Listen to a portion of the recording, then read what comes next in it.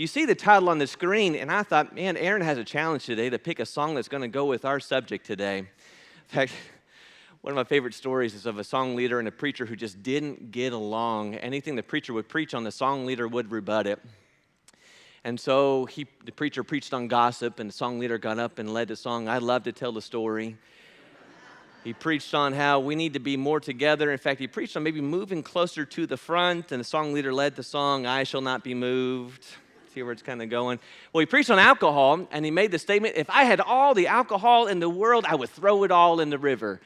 And the man got up and led the song, "Shall We Gather at the River?" You were there. All right. Yeah, we were there. All right. Now, obviously, I don't need to say it. You see the title on the screen. This is indeed a sensitive subject. We just have varied opinions on this. We have strong opinions on this subject. What I want us to do today is to approach this subject asking better questions. I think sometimes we allow ourselves to ask the wrong questions with this subject, and when we ask wrong questions, we arrive at wrong conclusions. Some of the poor questions we ask related to alcohol is, can I drink so much as I just don't get drunk? Is it okay to drink so much and just not get drunk?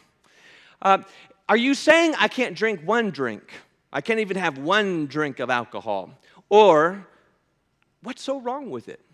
Well, that's a wrong question in any kind of a subject. What's wrong with it? We ought to begin with what's right with it. Those kind of questions hijack the conversation. We miss the heart of the issue of what God has to say about all these different kinds of subjects, but especially with this one. So I have three questions. Three questions I believe are better questions for us to ask relating to this subject. I guarantee you may have some different opinions than what we're going to share today, and if you would like to discuss these, I would love to do so. My plea to you today is just to approach this study with kind hearts, with open hearts.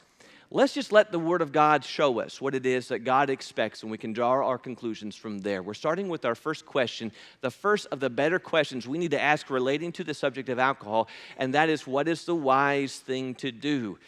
Proverbs begins in Proverbs 1 and verse 7 saying, "The fear of the Lord is the beginning of knowledge. Fools despise wisdom and instruction." Wisdom listens to God because of who God is. Wisdom fears and understands and respects the Lord Almighty, and so it follows what God says. It obeys the commands and the words of God. And there is just no question. There's just no question in our minds through the Word of God, when we have read it with open hearts, what it is that God expects regarding alcohol. Let's just put it on the board so we can make it clear for us. Passages like Romans 13 and verse 13, "Let us walk properly as in the daytime, not in orgies and drunkenness, not in sexual immorality and sensuality, not in quarreling or in jealousy." Drunkenness is listed as something that people of God are to avoid. 1 Corinthians chapter 6, beginning in verse 9, "Do you not know that the unrighteous will not inherit the kingdom of God? And found in the list of those that are unrighteous deeds are those who are drunkards." Ephesians 5 and verse 18, clear teaching from Paul when he says, "Do not get drunk with wine." But then maybe to add one more from the Proverbs, if we're asking the question, what is the wise thing to do? Proverbs 20 and verse 1 says, "Wine is a mocker, strong drink is a brawler, and whoever is led astray," notice it, whoever is led astray by it is not wise. So we see that. We see those who understand who God is, who respect God as King and Creator, are not going to get drunk. They're going to listen and obey the commands and words of God. The question still circles around and we wrestle with it. Well, can I not just drink and not get drunk? Is it okay then? Is it allowed for us to just drink up to a certain point and not cross that line to where we would be sinning? But there's just a lot of problems with that. I think one of the places to begin is just understanding Bible and wine, Bible and alcohol, and where we are today compared to what it was back then. You see, in the Bible, we have certain words for alcohol, especially certain words for wine. The Hebrew word for wine is the word yayin. But you notice how it's used through the Scripture. That one word is used to describe the juice that's on the vine, in the grape, for freshly squeezed, but then as well as fermented alcoholic drink in Proverbs 20 and verse 1. The same word for all those different processes of the juice within the grape. In the New Testament, we have the Greek word oinos. It's probably not how you say it, but that's how I'm going to say it. It's the new wine, right out of the grape, the good wine, and then it condemns that which is alcoholic. We don't have that today. If I go down to Target and I say, "Can you take me to your wine aisle?" they're not going to take me to Welch's. They're going to take me to the alcoholic drinks. That's just the way we use it. And so when we look at the Bible and it mentions wine, it doesn't necessarily mean it's intoxicating wine, alcoholic wine. It could be juice freshly squeezed from the grape. It's a dangerous assumption to go to a passage like John 2 and to assign that Jesus put hundreds of gallons of intoxicating wine for a wedding party when we don't know exactly what that drink was. Another part of this is understanding that the drinks we have today, the alcoholic drinks, by and large, that are sold today are just not the same kind of drinks, alcoholic drinks that existed in the first century. One preacher, Kyle Pope, wrote this. He said, many modern wines are fortified. That is, that they have added sugars, yeast, and in some cases distilled alcohols added to increase the alcohol content. Distillation was not known in ancient times, and most yeasts are killed when an alcohol level reaches 12%. By contrast, modern distilled alcohols can contain as much as 95% alcohol. Let's just be fair with this subject. The things that people are drinking today are not the same drinks that existed in the first century. You notice the alcohol content in most of our modern drinks today and how it will average between 12 to over 20% alcohol content per drink. Let's add another layer to this. We're adding layers. Another layer is the fact that most times in the ancient days when they drank their wines and they drank their alcoholic content, it was heavily watered down. Some would say the average ratio was 3 parts water to 1 part alcohol or wine. Some would say 5 parts water to 2 parts alcohol or wine. And then there's Hippocrates who said his preferred drink was 20 parts water to 1 part wine or 3 parts wine. It was heavily watered down. And then yet another layer, and that is the fact that in the ancient times, as we have now documented, because we've come so far, there was a practice that existed even back in the first century of filtering out the drinks, filtering out the alcoholic content out of the drinks that they had. In fact, what's fascinating is about 10 years ago, that preacher Kyle Pope wrote an article about that very process, about distilling and filtering out the alcoholic contents in wines. And so he wrote it in an article, and someone said, yeah, you're grasping for straws. That just can't be true. Whatever you're saying, the ancient methods of filtering out alcohol, it wouldn't have worked. It wouldn't have worked at all. And so, instead of getting on Facebook, because 2010, Facebook just didn't really exist at the time, not the way it is today, what he decided to do was, all right, let's investigate. And so he chose to test those claims, to test those ancient methods. And so they gathered freshly grapes, and they did all sorts of experiments of filtering, of boiling, of straining that wine, just like the ancients would have done. What they found was they had 6 test samples. There was a pure grape juice. There was the filtered grape juice. There was filtered, boiled, and reduced to 1/3, to 1/5, and to 1/10. And they went to a local community college where they had an expert on hand. And they tested each of the wines using the ancient filtration methods. It was a process that took a long time. He had to explain to the elders why he had a lot of wine in his office. You know what he found? That the filtration methods of the ancient days practiced in 2010, the alcoholic content of each of those filtration methods was 0%. And that's by a guy who just did it for the first time, wasn't seasoned and aged with a tested practice. That existed. So to approach alcohol today, let's get there. Let's go back and kind of circle back here. I can drink so much just so long as I don't get drunk. I don't cross the line. That's oftentimes how we approach this thing. I'm going to drink so much, just a little bit. I just know when I'm going to stop, and I'm not going to cross that line. Here's the question, brethren. How do we know where the line is? How do we know where even to draw the line? You look at some of the modern drinks today, and it does not take much to influence one's mind, to affect one's body. For modern males, even one drink can start to influence the thinking, the cognitive reasoning. I'll put the same thing with women on the next chart. I want to share this with you just for a minute. I want you to listen to some of this. Impairment in performance begins at 0.02 blood alcohol level. 1 to 1.5 drinks can result in this level. At low doses, the effects of alcohol may include alterations in mood, cognition, anxiety level, motor performance, and may also impair performance several hours after the blood alcohol level has gone down. Even slightly elevated levels result in far more fatal accidents, and majority of individuals who experience a problem related to alcohol use are light and moderate drinkers. From the University of California, any blood level, even a blood alcohol level of 0.02, the result of just one drink increases the risk of a crash and impairs nearly every aspect of the brain's ability to process information, as well as the eye's ability to focus and react to light.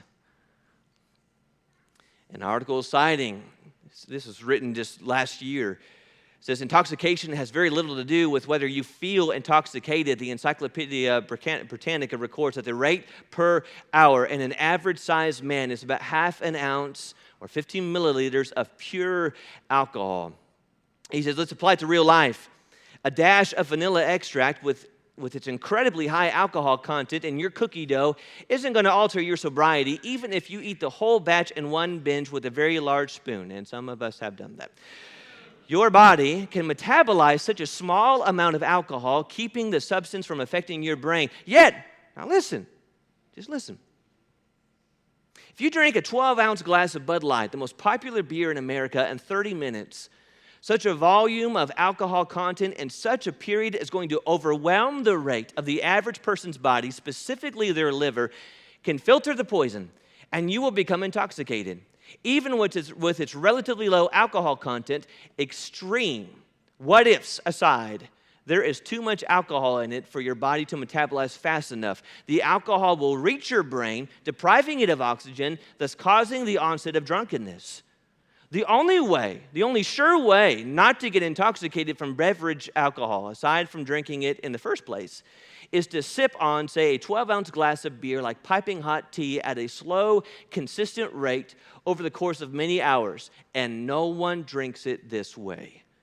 In other words, to drink just one typical glass of wine or beer or distilled spirits at the rate any normal person would will render you intoxicated. Your reasoning skills are impaired. You may not feel intoxicated, but you are. What's our question? What is the wise thing to do? The prudent, the wise sees danger, and they don't get as close as they can. They don't drive right next to the cliff saying, I'm not going to go over, I got this. They see danger, and they avoid it. The language of Paul in Ephesians 5, verse 18, do not get drunk with wine, for that is debauchery, but be filled with the Spirit. That literal phrase in Greek means this: do not be getting drunk, which means this. It's not just don't become drunk, avoid the trip there altogether. What's the wise thing to do? Well, here's the second question. What example will this set? What example will this set? I think far too often we dismiss this and say, it doesn't really matter what people think about you, because people will think whatever it is they want to think, and so you really shouldn't be so concerned with what other people think. But that's not a Bible concept. That's not what God says. What will my family think? What will my brethren think? What will those in the world think? Because here in 1 Peter chapter 4, as I ask you to open your Bible, 1 Peter chapter 4, I want you to notice how Paul begins this chapter here. He says, therefore, since Christ has suffered in the flesh, arm yourself also with the same purpose. Because who has suffered in the flesh has ceased from sin, so as to live the rest of his time in the flesh no longer for the lust of men, but for the will of God. For the time is already past. It is sufficient for you to have carried out the desires of the Gentiles, having pursued a course of sensuality, lust, drunkenness, carousing, drinking parties, and abominable idolatries. You know, there's three phrases there: drunkenness, getting drunk; carousing, excessive drinking; drinking parties, social events designed to get one drunk, to drink in excess. Verse 4, in all of this in verse 3, they are just surprised that you do not run with them into the same excess of dissipation, and they malign you. But they will give an account to him who is ready to judge the living and the dead. Can you see it? And so when we make a decision and we say there's some things as a child of God, I'm not going to do that. I'm I'm not going to say those words. I'm not going to watch those things. I'm not going to click on those sites. I'm not going to drink those drinks the world just doesn't understand. Because to the world, there is no accountability. There is no judge. There is no final date except for the day one dies. But what does it say when a child of God drinks and the people of the world see them drinking? We are giving a hearty approval to the things that Jesus came to die for. There's no question. There just is not. There's no question then, and there's no question today that there is an association with the drinking of alcohol. Romans 14 verse 21, I fully understand that there is a context to this. I've got that. But understand at least the verse. Paul says, it is not good to eat meat or drink wine or do anything that causes your brother to stumble. And so if a brother or sister stumbles with you drinking wine, Paul says the easy answer is, I'm never going to touch it again. I'm not going to do anything that would cause a brother or sister to stumble. He even says, I'm going vegan. I'm not going to eat meat. I'm going to abstain from the things that are going to cause someone to stumble. And that also goes to the first part of Romans. That those who know God's righteous decree, that those who practice such things deserve to die, they not only do them, but give approval to those who practice them. As my example, is my engagement in this activity giving a blanket endorsement to the things that God finds displeasing. But there's another element to all of this. I think we need to consider the way we're living. And what I'm saying to my brethren, what I'm saying to my family, what I'm saying to the world. But there's a side of this I think sometimes we avoid because it's painful. We don't think about this a lot. Do you realize that even right here in this church family, we have some loved ones here whose lives have been wrecked and ruined because of alcohol? And that happens all the time. To engage in something as if it's a harmless form of entertainment is to be immensely insensitive due to the incredible damage this drink has wrecked into the lives of some people we love the most. 80,000 people die from alcohol-related deaths every year in the United States. Alcohol poisoning kills 6 people every day. 76% are between 35 and 64 years old. More than 16 million people over 18 years old have some sort of alcohol use disorder. That was nearly 10 years ago. And those who are ages 12 to 17, over 700,000. Every year, 1,800 students die from alcohol-related incidents. 700,000 were victims of alcohol-related assault. Abuse in the home, abuse in the world takes place at immense and alarming rates when alcohol is present. 2 million ages 12 to 20 are considered heavy drinkers. 4.4 million are binge drinkers, the very thing that Paul was talking about in 1 Peter chapter 4 and verse 3. The NIA shows that a person's first drink may determine the likelihood of them becoming an alcoholic. Those before 15 are much more prone. And so to be so careful with something that has caused such pain in the lives of our loved ones is not just ignorant towards the damage that exists and the danger that exists, but it doesn't show the right proper regard towards one another that we ought to consider.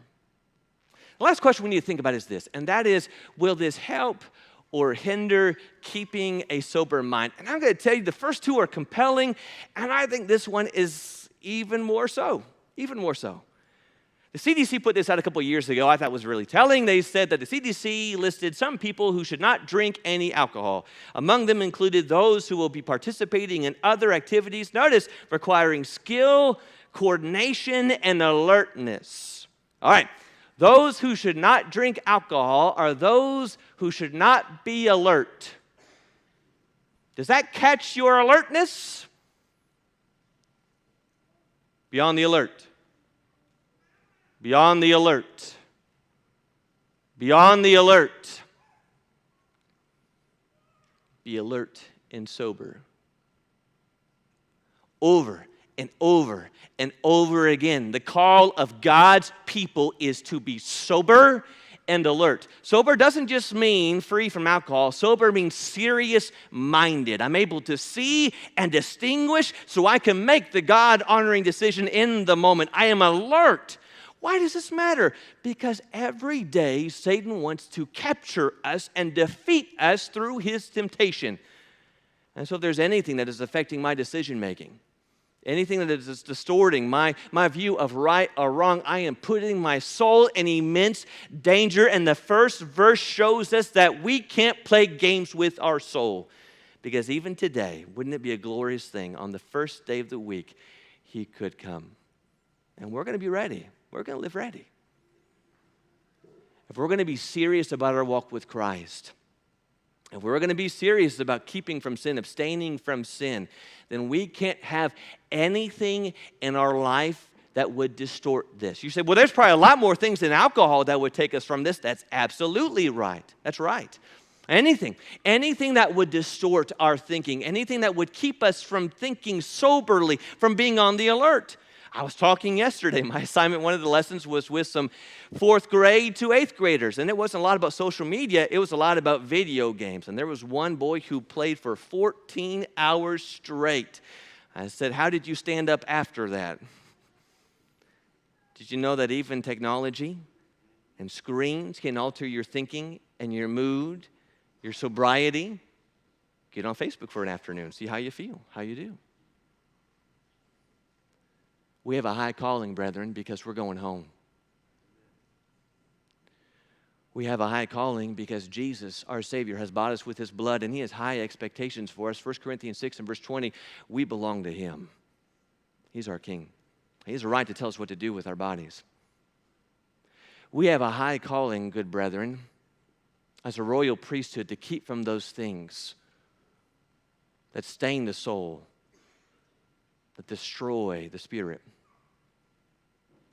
Be serious. Be alert. Avoid the things that will put you in harm's way. I understand you saying this. For some of you here, you're saying, I hear what you're saying, I see what the Bible is teaching, but saying it is one thing, reading it is one thing, and living it is something altogether different. Because for a lot of us, this is entrenched in culture. It's a cultural component, especially when you go to other countries. Often work deals are signed and established, not with a handshake, but with a drink, the acceptance of a drink. And many social gatherings, weddings, and other parties, it is often celebrated with a drink. How do we follow this command, realizing that cultures are so steeped in something so deep in alcohol? Well, I guess I would just say this, Romans 12 and verse 2, that God's word has always been above and before any culture.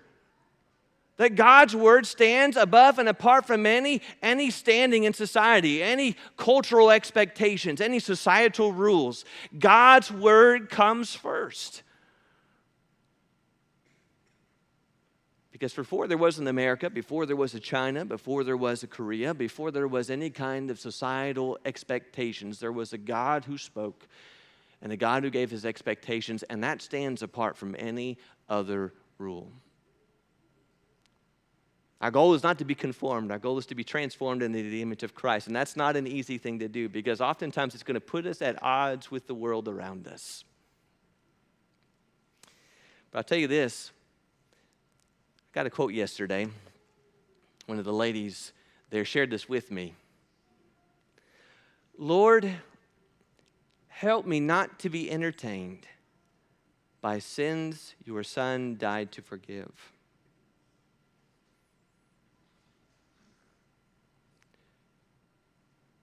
Can you hear that again? Lord, help me not to be entertained by sins your Son died to forgive.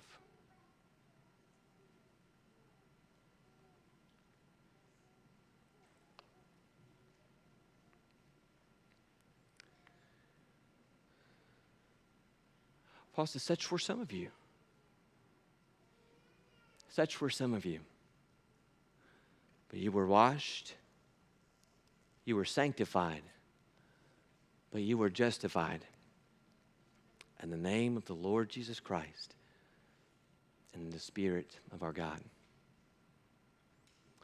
He came to set us free from such things, good brethren. Let's not ask poor questions that seem to justify poor living. Let's elevate our questions. Let's get to the heart of the matter, and let's just try to the best of our ability to live lives that would reflect a grateful spirit of those who have been bought and redeemed by the blood of the Lamb. Nothing is more important than honoring that blood. Nothing is far more valuable. No sin so great to taint the gift that Christ has given to us. You have listened so well this morning. Thank you for this.